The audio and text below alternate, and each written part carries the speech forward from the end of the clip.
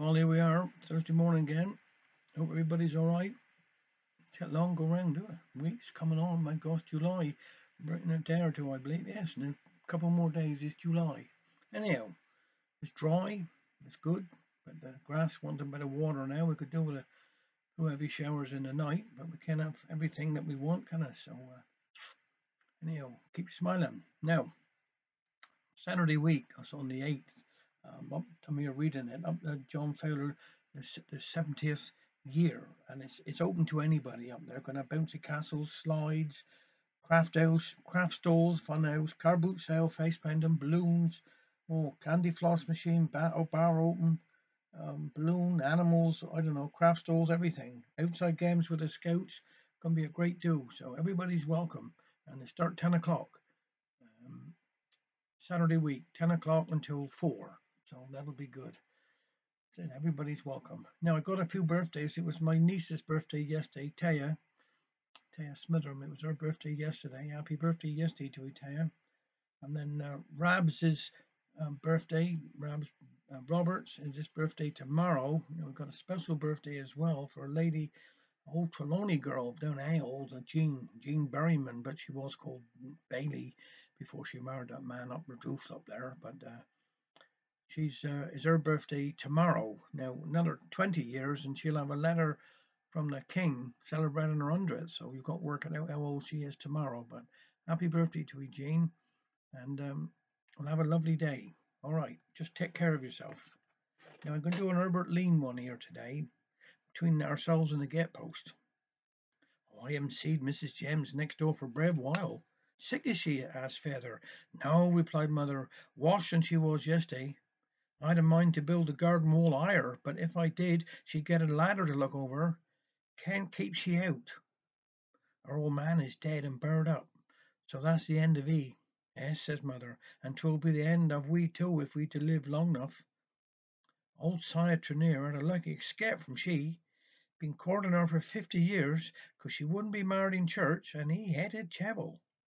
Now he got a housekeeper to keep him warm. I shall never forget when she did marry Dick James. He used to act up her garden and put in few teddies afore they got hitched up. He told me all about it down in the tool house. Her mother, what used to live with her, was pretty sick in bed, and Dick was invited to go up and see her. Oh, you're looking awful, said Dick, but cheer up, you'll soon be in a better place. I don't want to go, she replied. Camborne is good enough for me. What about it? Continued Dick. Who's going to look after E when mother's gone? I don't know, replied Lizzie, peeping out behind a handkerchief she was holding up to her face.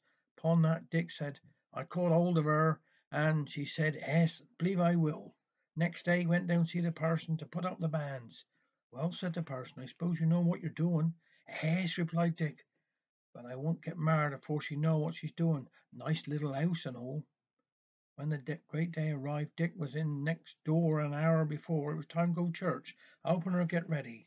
They went down back lane and was back again from church, man and wife, and none of the neighbours knew anything about it. Well, said Dick, so long, I'll see you again, same time. He didn't come down here to live for 2 weeks, 'cause he said the rent on his house was paid up till then. He had been married afore and had saved up her wedding ring. Told me himself he found out 'twouldn't fit Lizzie afore he axed to marry her. Very careful man he was. One thing I can't bide is people with two faces. For 2 pence, said Mother, I tell 'ee to keep out of this house.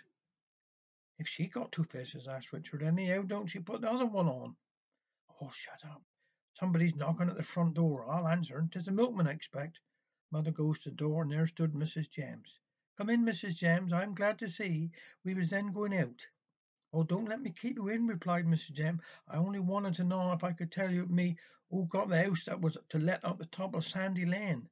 I see the notice is gone. I know somebody who wants a house. Oh, 'tisn't a house I would want, said Mother. I don't like all them modern inconveniences. And sides, the front door is round the back. I heard someone hammering there last night. I passed up long going bell. I looked in through the window. There was a man trying to drive a nail in the wall. Had his head up against the wall and striking the point with his hammer. Turning round, he saw me and shouted, I tried, but I can't drive him in.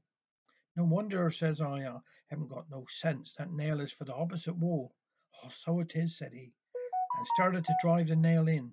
After a few blows, out rushed the man next door and shouted, "Stop, stop, don't drive no further.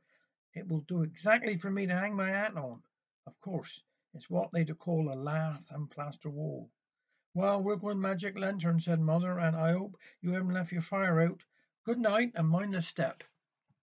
Take care. Have a nice weekend."